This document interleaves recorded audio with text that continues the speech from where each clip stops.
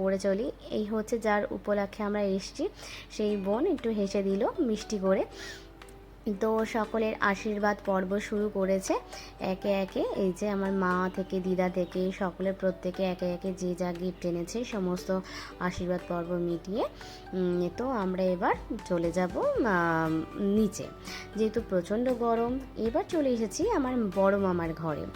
এই হচ্ছে আমার বড় মামার 3 মেয়ে এবং মাসিও আছে এবং তার একটা ছোটো মেয়ে, এবং এই হচ্ছে বড়দি, ওই বড় মামি বসে আছে তার জামাই।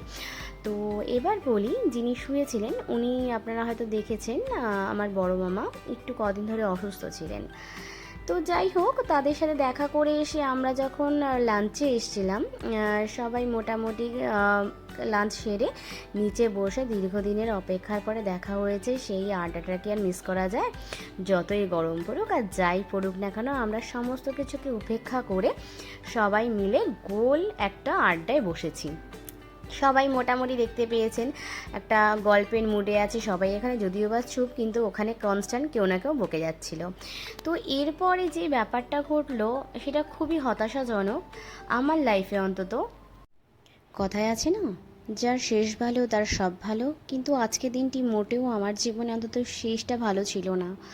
কারণ যেই মানুষটার হাত ধরে কথা বলে গেলাম লাঞ্চের আগে অবধি, জাস্ট লাঞ্চটা করে আসার পরেই শুনলাম হঠাৎ করে যে তার নিঃশ্বাস বন্ধ হয়ে গেছে। সে কোনো রিয়্যাক্ট করছে না। সবাই মিলে চলে গেলাম মামার ঘরে। গিয়ে দেখলাম যে যার মতো চেষ্টা করলো সেন্স ফেরানোর জন্য, কিন্তু না, সে কি করে রেসপন্স করবে, সে তো এক্সপায়ার হয়ে গেছে। এবং সঙ্গে সঙ্গে ডাক্তার দেখা হলো, উনি এসে জানালেন যে না, উনি এক্সপায়ার করে গেছেন এবং সেটি হয়েছে হার্ট অ্যাটাক হয়েছে।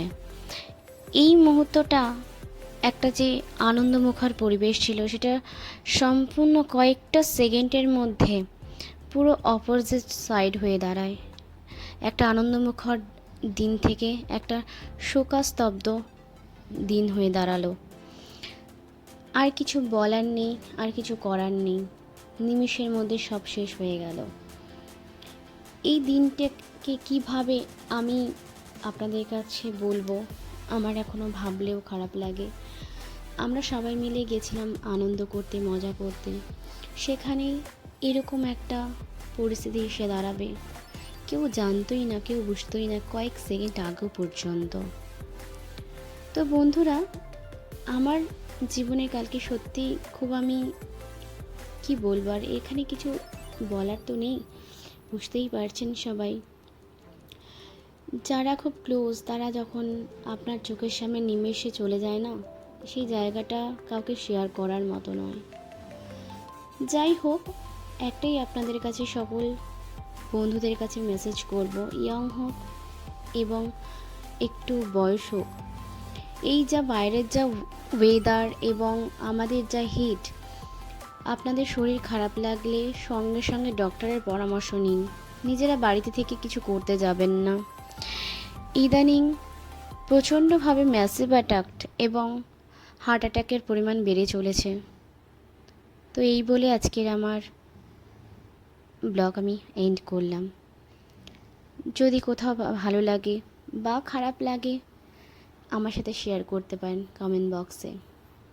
ভালো থাকবেন সকলে।